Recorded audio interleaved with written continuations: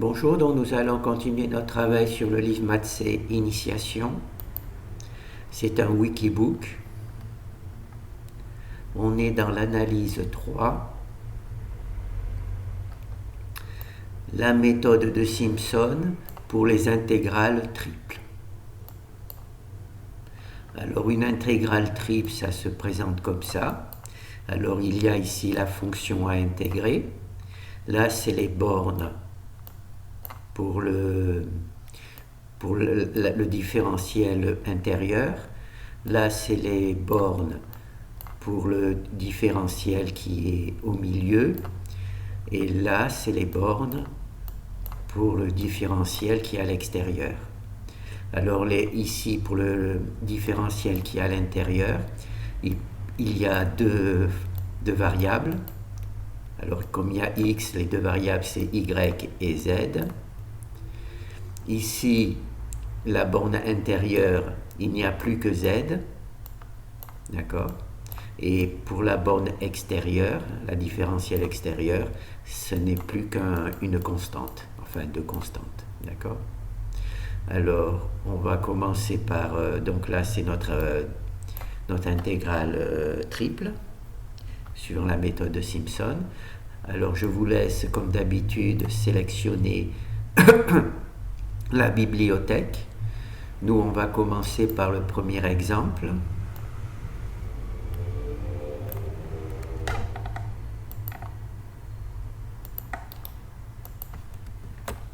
Alors, on a vu, il y a donc ici la fonction ici, en x, y, z, la fonction f en x, y, z. Ensuite, il y a les deux fonctions u et v en y, z. En fait, quand ça dépend de x, quand il dépend du différentiel de x, il y a donc là y et z. D'accord? S'il y avait le différentiel y ici, il y aurait u, x et z. D'accord? Donc là, c'est le dit u et v. U et v qui dépendent de deux variables. Et ensuite, ici, la fonction sy et ty. Voilà, t c'est 1 moins z, ty, sy et ty. Donc, elles auront toutes la même forme. D'accord? U et v le plus proche de la fonction à intégrer, S et T, les fonctions centrales. Donc là, on va faire le premier exemple.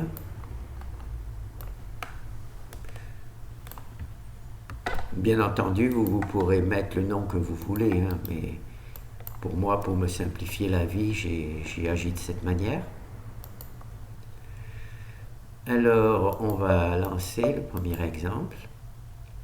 Alors, on a vu la fonction f, celle qui est ici, d'accord? La fonction f. Là, c'est y multiplié par z. Ensuite, il y a la fonction u et v. U et v, hein, celle qui est la plus proche du truc. Alors, c'est en y et z, parce qu'ici, le différentiel, c'est x. D'accord? Donc, c'est les deux variables qui ne sont pas dans le différentiel. Donc là, il y a une fonction et l'autre, c'est une constante. Ça pourrait être une fonction, mais là, c'est une constante. Là aussi, ça pourrait être une fonction ou une constante. Hein, c'est à vous de choisir. Donc ça, c'est celle qui est en rapport avec le différentiel intérieur.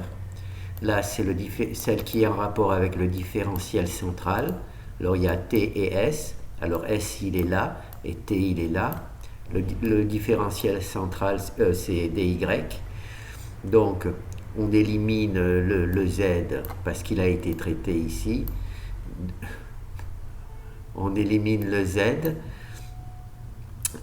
On élimine le y parce qu'il est le dy ici. Donc on garde plus que le z pour le truc.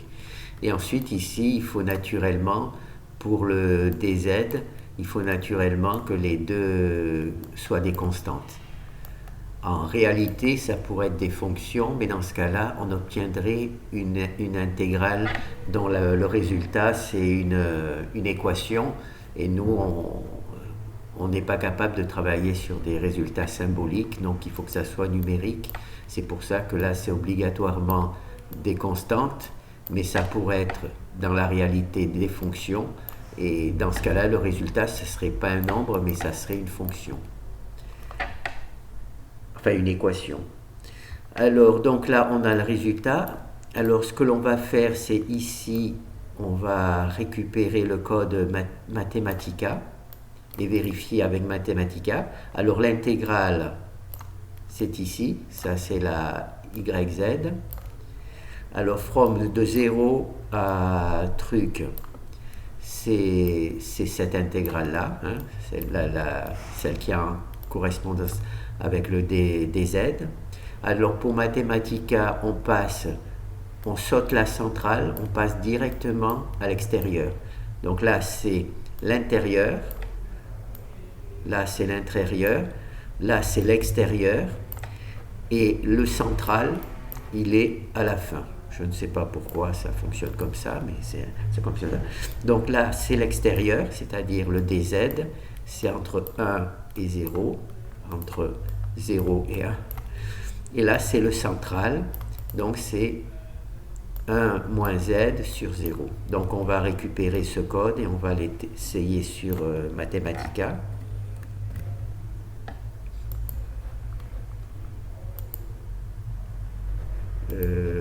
Hop.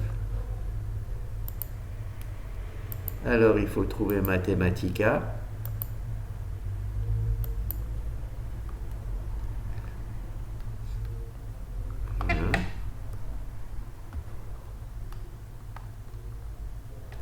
Alors, est-ce qu'on peut agrandir?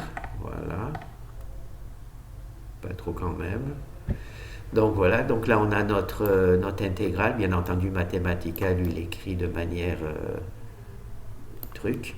Alors 0, 1, 0, 1, 0, 1 moins z, 0, 1 moins z, 0, 1 moins z, moins y, moins z.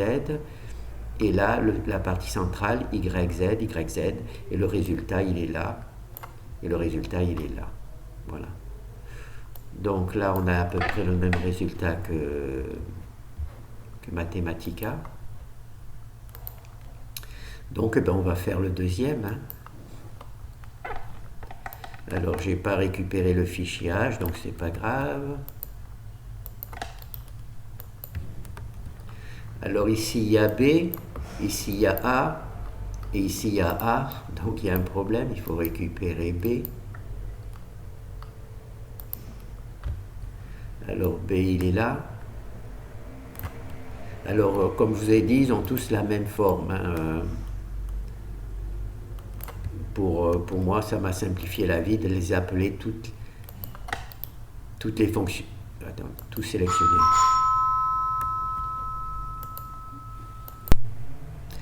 Donc là, on va sauver le fichier FB. Voilà, enregistrer sous FB.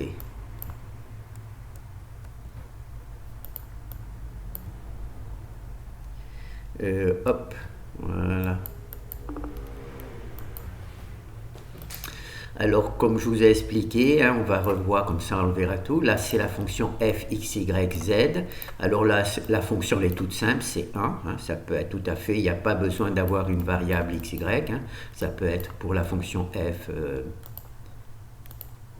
La fonction f ici, bon, ben c'est 1. Ça pourrait être notre truc. Alors, on a u et v. On a u et v. Alors, u et V, d'accord, ici. Et on a S et T,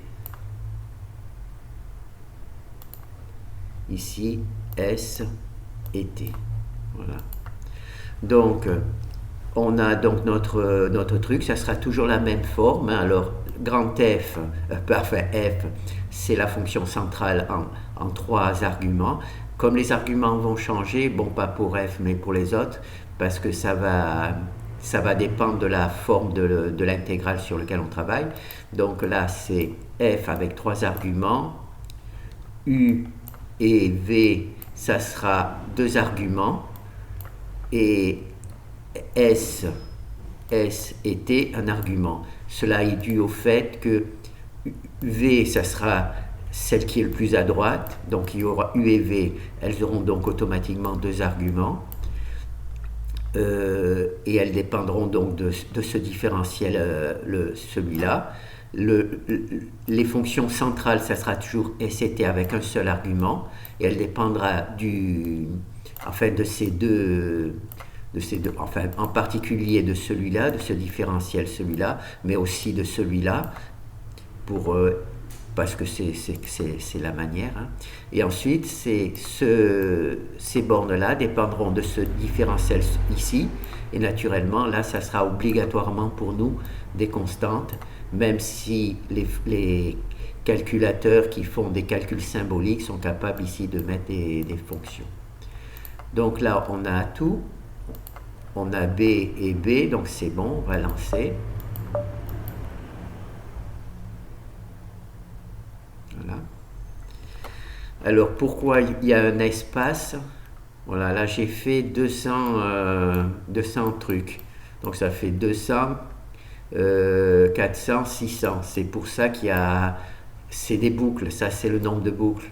Donc c'est pour ça qu'il y a une petite attente pour la sortie.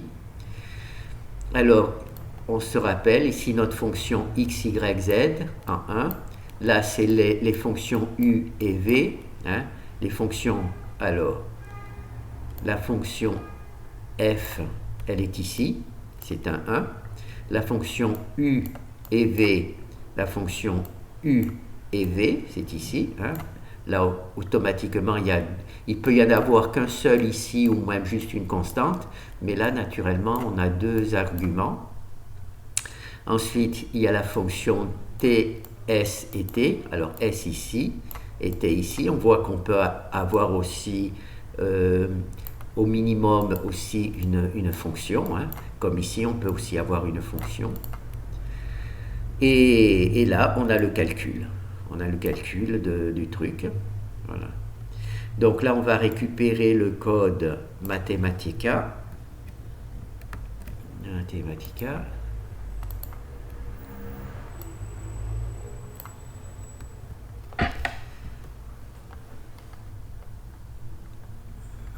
Voilà.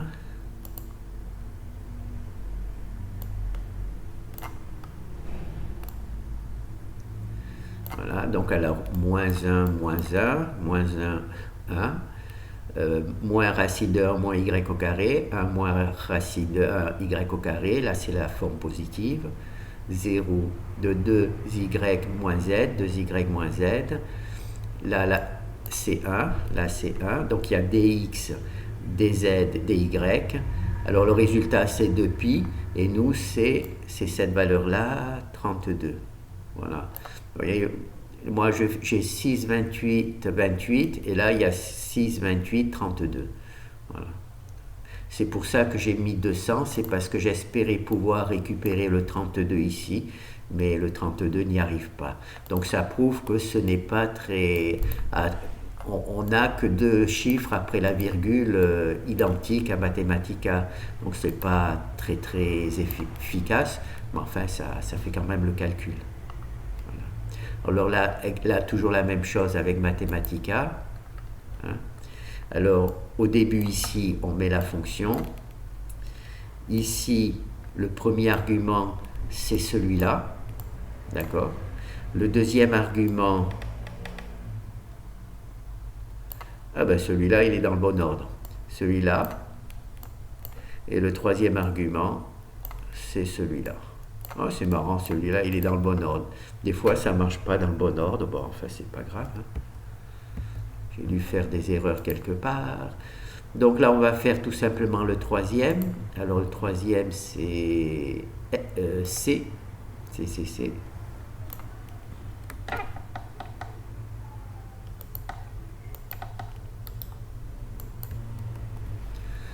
Alors pour F, c'est toujours 1. Pour U, c'est 0. Et V, c'est cette valeur-là. Et S, c'est 0 et truc. Donc on va voir ça. Donc là, il faut le sauver au nom de FC.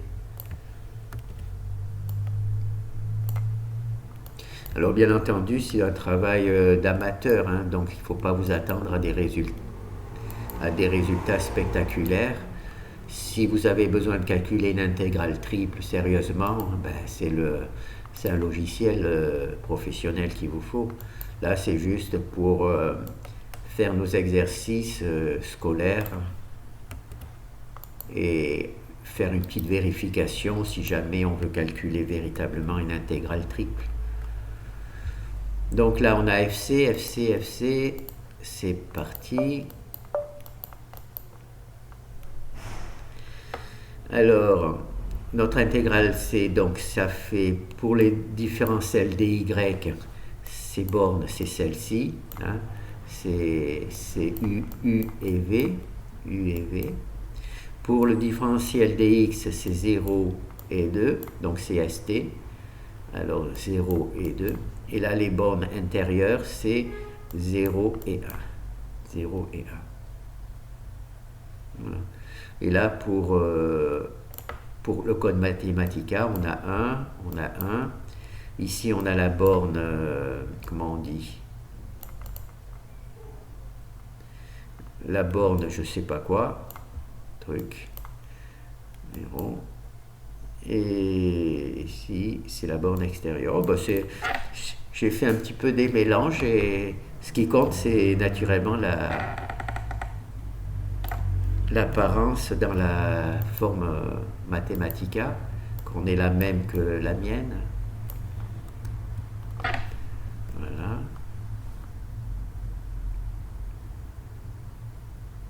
Ce qu'il faut, c'est ne pas être contrariant, hein. Si Mathematica vous demande de présenter les choses comme ça, et ben vous le faites comme ça, hein.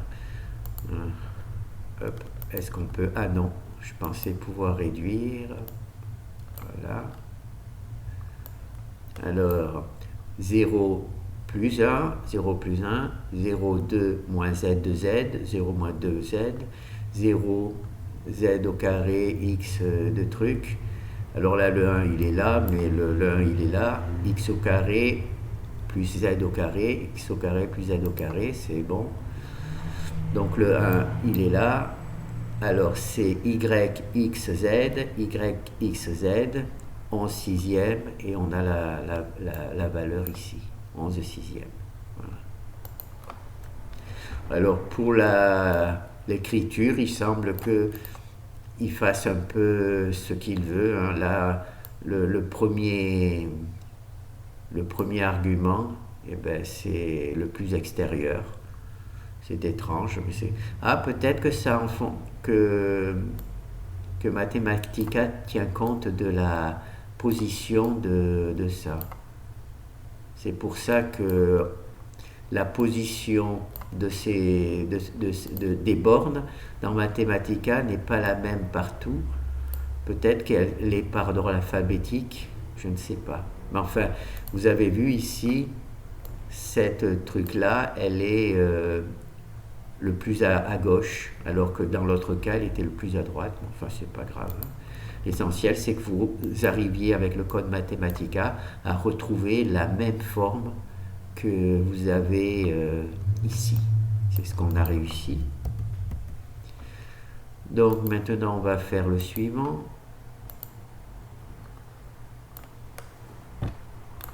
Voilà.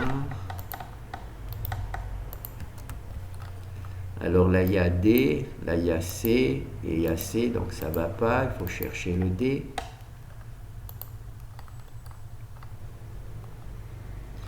Alors le D, il est là. Le D, il est là.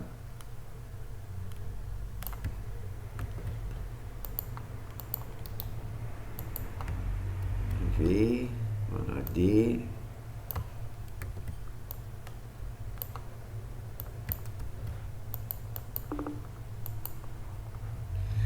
Bon, ben on va lancer, on va voir. Alors toujours ça, ça, donc voilà notre intégrale. Bon là il y a toujours un truc. Et on va prendre le code Mathematica. Voilà. On va le mettre là.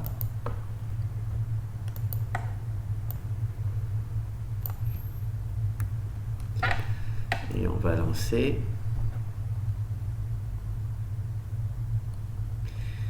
Alors, là, il faut réduire.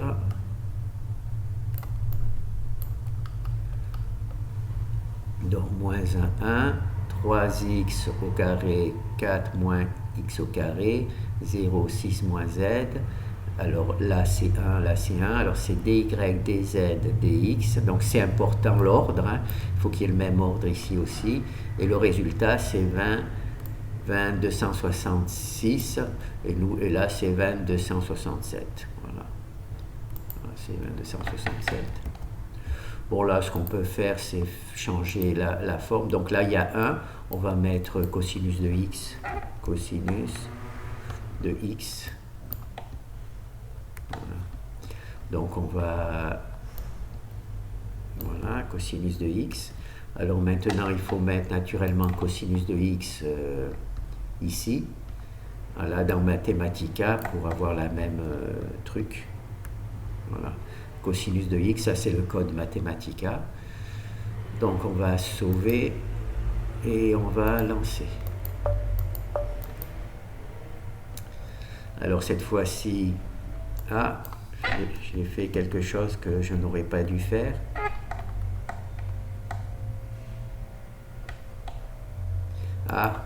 J'ai bien changé le calculateur, mais j'ai pas changé la chaîne de caractères qui affiche la fonction. C'est pour ça qu'elle n'est pas apparue. Comme je dis, j'ai fait des erreurs. Des horreurs. Voilà. Donc là, c'est cosinus à la place de truc. Donc là, on a bien cosinus. On va donc tenter avec Mathematica.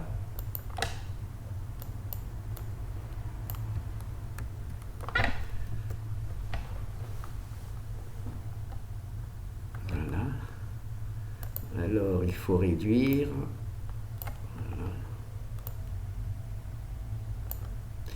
Voilà. Alors là, ce qui change par rapport à tout à l'heure, c'est simplement cosinus de x.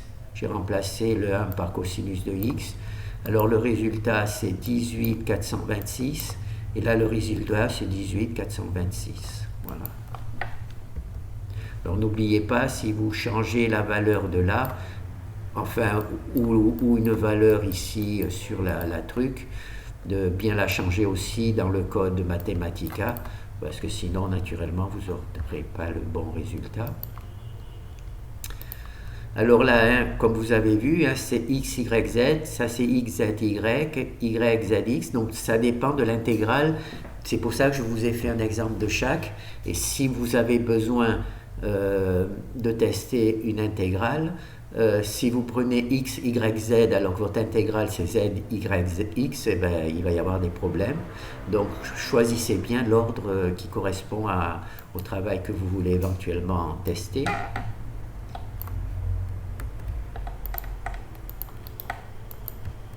Et comme je vous ai dit, c'est des intégrales scolaires, hein, c'est pas des... Si vous avez une intégrale très très dure, il y a peu de chances que vous ayez le bon résultat.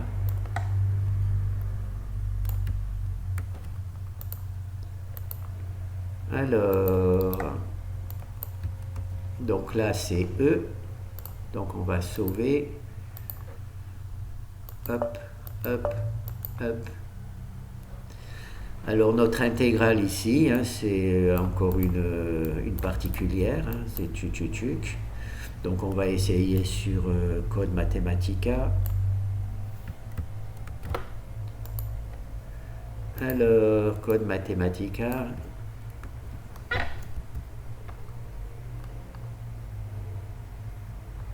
Voilà.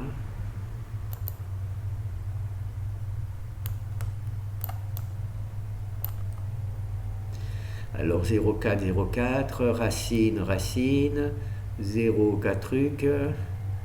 Voilà, alors le résultat c'est 17, 600, 0,64 et 17, 60. Vous voyez, ça peut arriver qu'il n'y ait que les deux premiers chiffres qui soient identiques. D'accord. On va peut-être customiser notre truc.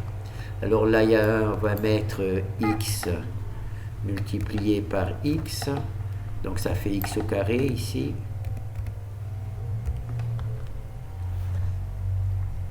Là,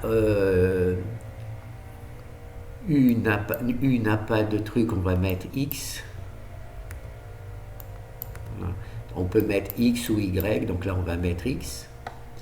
Là on va garder ça. Oh ben oui. Et là à la place de racine, on va mettre juste y pour simplifier un peu le calcul.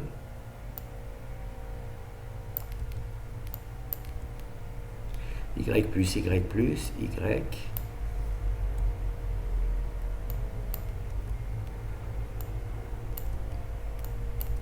Je ne sais pas si je vais être capable de remettre ça dans Mathematica, mais enfin c'est pas grave. Et là, on va mettre, comme on a le droit de mettre X et Y, on va mettre X multiplié par Y. Multiplié par Y. Voilà. Donc on va voir ce que ça donne, tout bizarre. Donc dans un premier temps, je vais afficher pour pouvoir écrire le code Mathematica. Alors là, j'ai compilé le fichier H, c'est normal que ça ne passe pas. Alors, qu'est-ce que j'ai fait? D'accord, j'ai modifié. Qu'est-ce que je suis bête? J'ai pas récupéré le fichier E. Alors, c'est le E. J'ai donc modifié, mais pas le bon fichier. C'est le E. FE.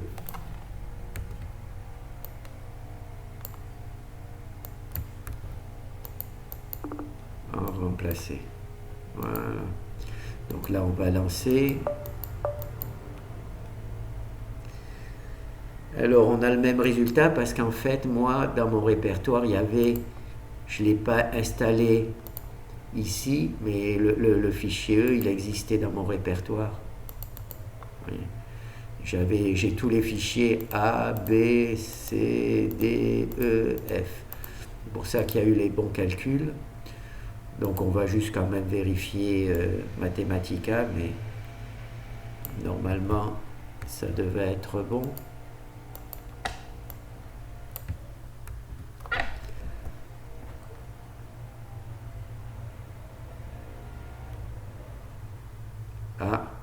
Attends, fixe, machine. J'ai oublié une parenthèse. Ah oui, j'ai oublié cette parenthèse, je ne l'ai pas mis là.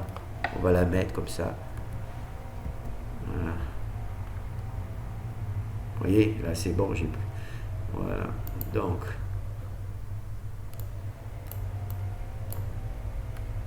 Alors 0,4, racine, racine, 0,4y, 0,4y, et on obtient 17,67, et là 17 trucs.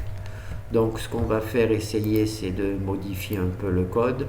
Donc là on va mettre x multiplié par y multiplié par z. Voilà, on fait x, y, z par exemple. Ça c'est pour la fonction f.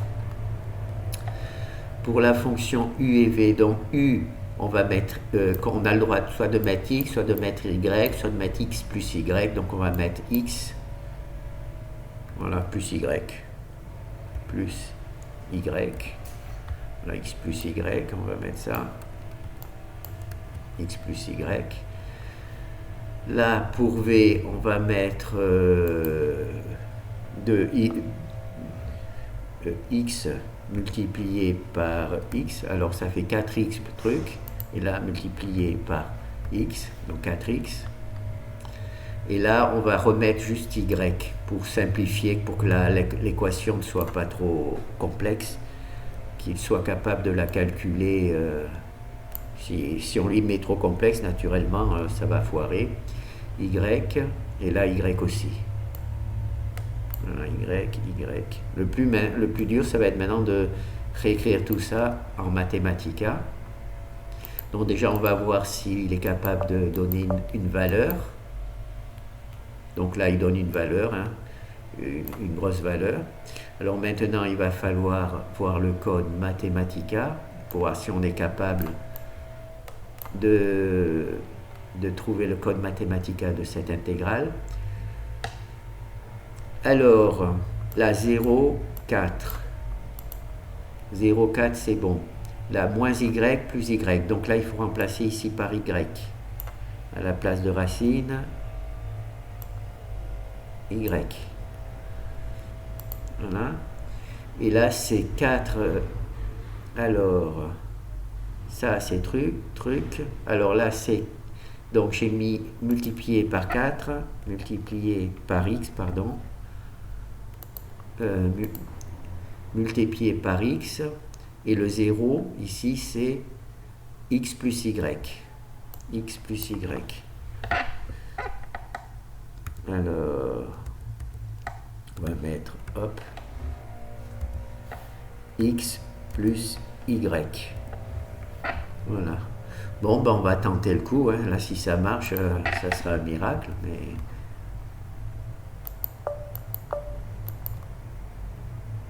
ah ben c'est bon, là, on a la bonne valeur. On va voir si on a les bonnes valeurs là aussi. Déjà, il va falloir voir si j'ai bien la même formule ici et truc. Alors, Mathematica. Voilà. Hop. Là, est-ce que j'ai oublié une parenthèse? Non, j'espère que non. Ah, il n'a pas calculé. C'est parce que j'ai fait une erreur. On va voir. Ah oui, vous voyez, là, Mathematica est capable de calculer ici quand il y a des trucs. Donc là, il a inversé les trucs.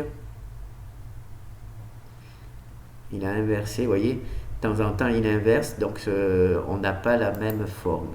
Donc j'ai fait une erreur en écrivant Mathematica. Alors, il y a le 0,4. Ah, d'accord. Donc, qu'est-ce qui est bon? Ah, le x plus y4, le x plus y, je me suis trompé, je l'ai mis en début. D'accord. Alors, est-ce que je vais être capable de le corriger? Alors, le x plus y... Alors, le x plus y, le 4, il est où? Alors, le 4, il est là. Alors, from y tutuk, c'est bon. Le 4, il est là. From que truc.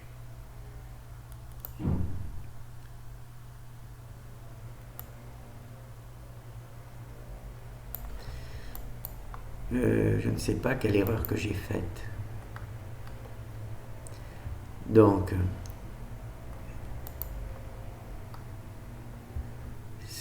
il faut que je ramène ce truc-là sur ça. Alors, il faut que je ramène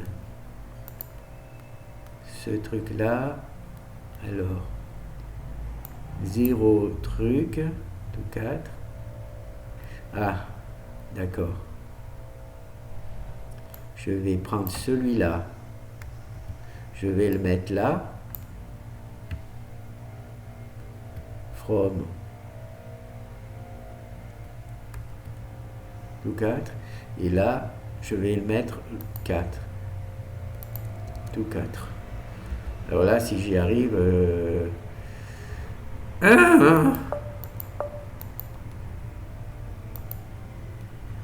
Sinon, on laisse tomber. Hein. Voilà. Tac, tac, tac. J'espère que j'ai la bonne écriture.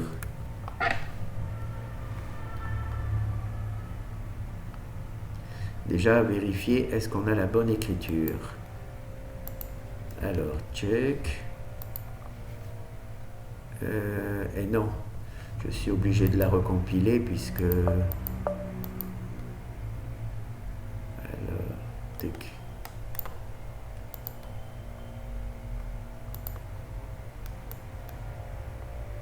Alors, de 0 à 4. Et non, j'ai pas du tout. Ah, j'ai inversé. Oh purée.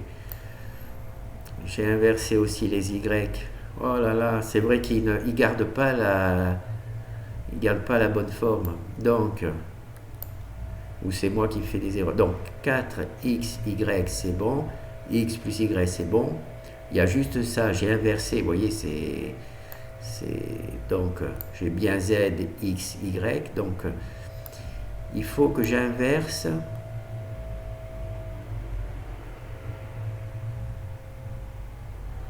Comment est-ce que je peux faire? Ben, from truc, je vais le mettre ici. Voilà, je vais inverser simplement. Bon, on va voir. S'il veut qu'on inverse, on inverse. Alors, on va tenter notre chance. Tuc.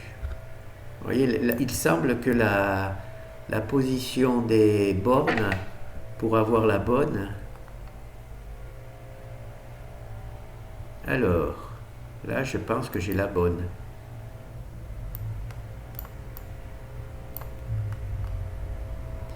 Alors, 0, 4, Y, moins Y, 4X, truc, et 4X moins Y, et le résultat n'est pas bon.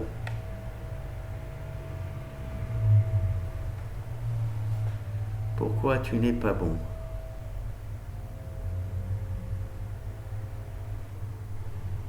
Z, X, Y, X, Y, X, Y.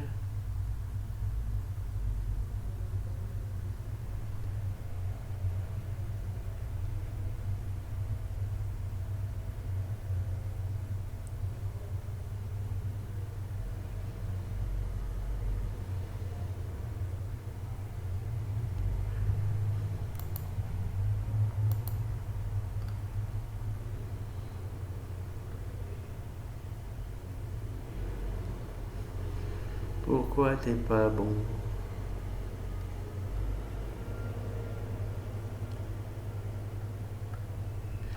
Ah, je me suis encore fait avoir, j'ai changé la valeur de f au calcul, mais je l'ai pas changé sur la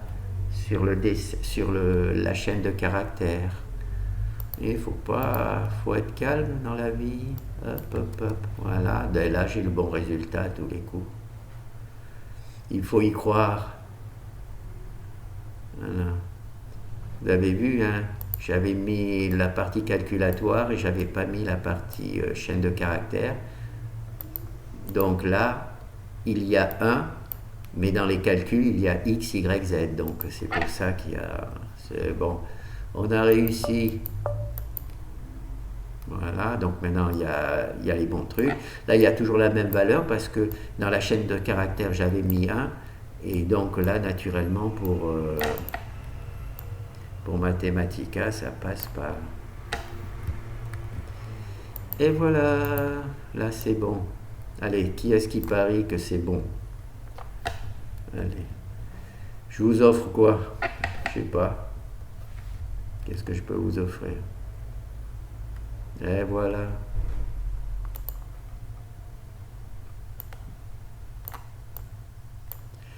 Deux mille 2275, 5, voilà, on a la bonne résultat. 0, 4, Y moins Y, 4 plus X plus Y, 4 X moins Y, 4X moins Y, voilà. Bon, là, on va faire le dernier exemple, mais cette fois-ci, on ne fait pas de modification. Alors, vous avez vu que quand vous mettez les bornes pour Mathematica, des fois, elles ne sont pas dans le bon ordre, hein. Donc, c'est à vous de vous débrouiller pour retrouver la bonne ordre. Vous inversez. Ne tenez pas compte de nous dire, normalement, c'est la première, la deuxième, la troisième. Vous inversez jusqu'à ce que vous ayez le même graphe que votre... si le même graphique, c'est-à-dire, oh là, bon d'accord, il faut que je récupère, c'est... Je vais faire d'abord ça parce que sinon... Ah d'accord, j'ai changé carrément de ne pas enregistrer. Il faut mieux que je me taise et que je fasse mon travail d'abord.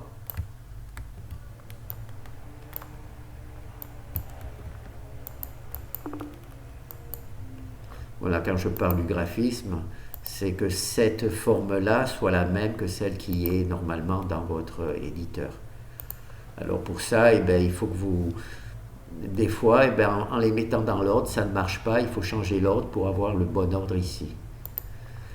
Alors, ici c'est E, donc il faut récupérer le F, le dernier exemple.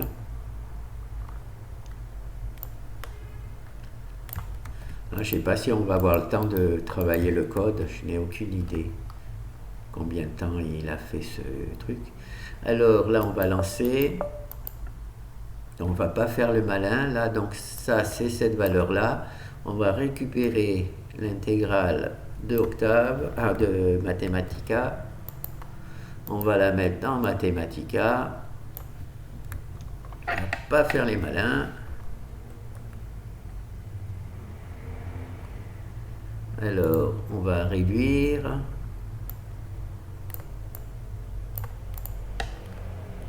Voilà. Donc 0, 1, 0, 1, x, x au carré, x, x au carré, x, y, x, y, x au carré, y au cube, x au carré, y au cube, x, y. Et la valeur c'est 10 582. Et la valeur c'est 10 582 si on enlève la virgule. Donc c'est bon. Voilà. Alors maintenant on va essayer de voir le code. Alors c'est assez amusant que ça soit aussi simple que ça. Alors ici vous avez l'intégrale simple, l'algorithme de Simpson. Alors j'ai simplement, comme ici ça va travailler sur les z, donc j'ai mis ici z, d'accord? Sinon c'est intégral. Ici c'est l'intégrale double simple, mais comme ici ça va travailler sur les y, j'ai mis y ici, donc c'est toujours l'intégrale simple. Là c'est l'intégrale simple aussi, mais comme on va travailler sur les x de ce côté, donc j'ai mis les x de ce côté pour garder un visuel qui soit le plus proche possible. Alors, on va agrandir, zoom, zoom, zoom. Je crois qu'on peut agrandir jusqu'à 125, après ça déborde. Oui, c'est ça. Alors ça, c'est l'intégrale. Oh là, d'accord. Faut pas s'énerver, il n'y a pas le feu au lac. Alors ça, c'est l'intégrale simple, l'intégrale triple. Alors cette fonction-là, c'est la fonction qu'on appelle dans notre code, donc c'est la dernière fonction. Notre intégrale triple est construite sur 3 fonctions. Celle-là, c'est celle que l'on appelle. Alors, elle va résoudre les z. Donc, ici, c'est la truc simple. Donc, on retrouve z, z, 0, 0. Là c'est l'algorithme de Simpson. D'accord? Alors, jusque-là, ici, on résout l'équation, c'est notre intégrale. Ici, c'est une autre fonction, c'est la fonction qui est dessous, elle est ici.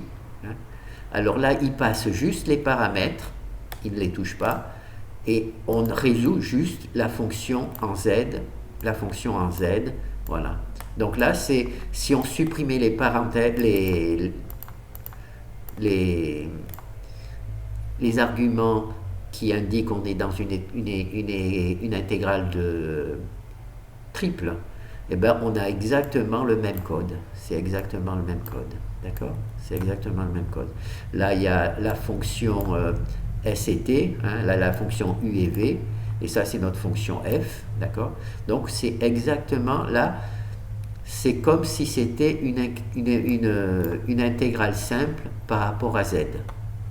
C'est vraiment le code le plus efficace. La, la partie du dessous, ça va être plus complexe parce que le A, ça ne sera plus un A, mais ça sera une fonction. D'accord? Ça sera une fonction. Le B, ça sera plus le B, mais ça sera une fonction. Mais ça sera exactement cette équation en remplaçant les constantes A, B par les fonctions S et T ou U et V. D'accord? C'est pour ça que cette écriture-là, que vous voyez là, toute simple, qui est identique parce que en dernier ressort, on travaille sur les constantes, même dans l'intégrale double, triple. Et là, on voit vraiment, c'est là où c'est le plus visible. Ensuite, donc là, on appelle la fonction et on va travailler, je ne sais pas sur quelle partie, sur Y peut-être. Oui, on va travailler sur Y. Donc, on va partir là. Là, il va y avoir juste X.